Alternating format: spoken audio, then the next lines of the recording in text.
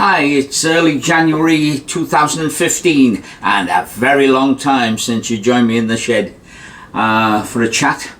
The shed has changed enormously, but let's just talk about what's happening out there at the moment. Extremely windy, really windy, stuff blowing all over the place. And you might see the odd speck of rain because I've just walked out here. And I just hope that you're about to have a great new year. So I came on board just initially to say that. Last year was a bit uppy downy for me. The year started fairly badly. I lost my mum, and then in the middle of the year Debbie lost her dad, which is always a terrible thing, inevitable but always bad news. I mean, it really is. And so to those who have lost friends and relatives, I wish you now but well. I mean, it's terrible, but we all got to go through it. What else can we chat about? On the other hand, you know, and nowhere near matching, but still wonderful. Italy, thanks to the wonderful Walter Rolfo, presented me with an award, which was very nice. It was the Golden Grollar, they call it. That's a kind of a drinking cup, but this one's solid. You can stop me drinking. And if you look at on the internet at who has received the Golden Grollar, I am deeply honoured. Thank you, Italy. I'm going back there this year in the middle of the year because they're going to host FISM, which is, as for those who don't know, it's the sort of Olympics of magic. And I'm going to be hosting a show there. That's nice. Then the time goes by and there's Spain, Granada, the city of Granada. It's a lovely place with a phenomenal Alhambra Palace. Is just extraordinary.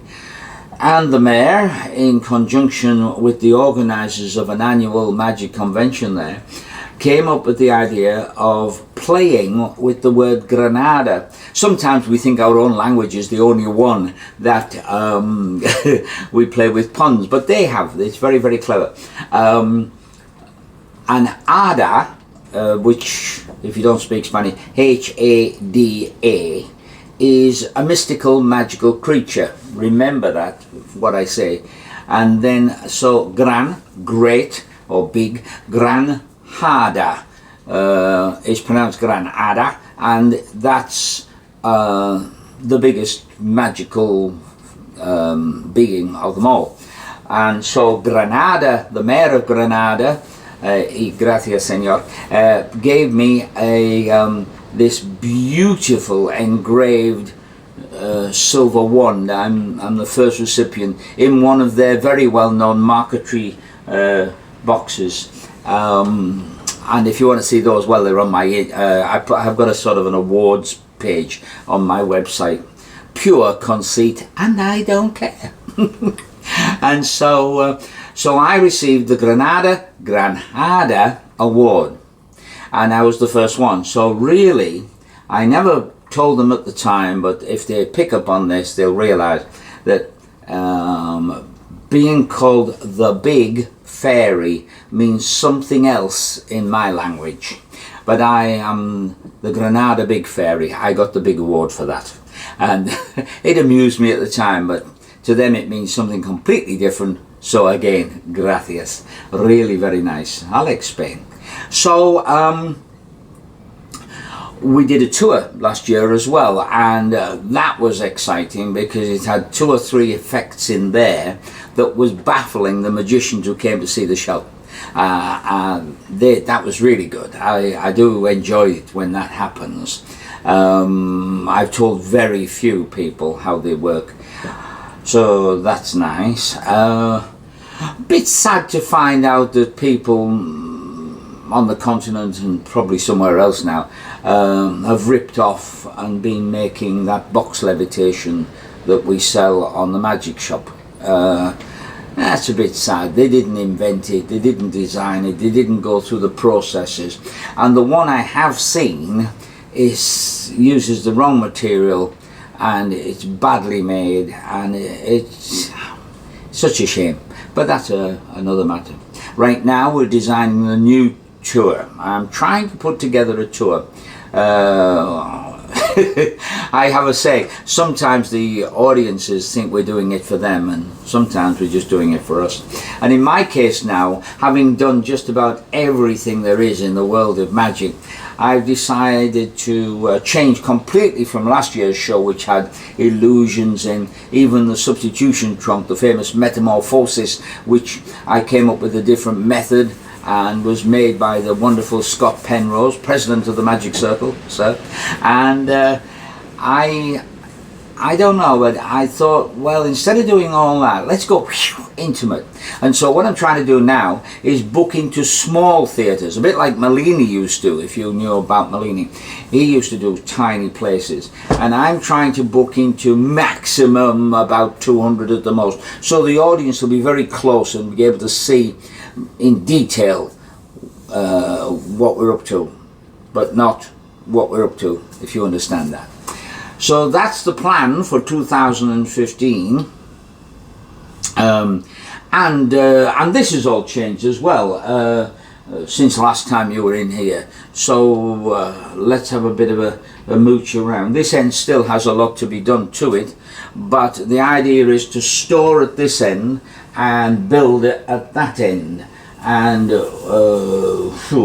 don't know quite what detail you can see in the background. There's still stuff to do. There's still workbenches to be put in and things like that. But as you can see, I'm going to move the camera. You might feel seasick, but try to live with this, okay? As I move slowly for you, okay? Your behalf, all right? Try to not make it too wobbly.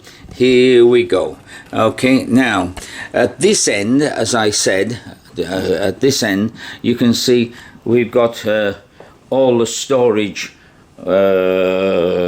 fitting in. There's big boxes, guillotines being repaired. There's a mock-up being made in aluminium.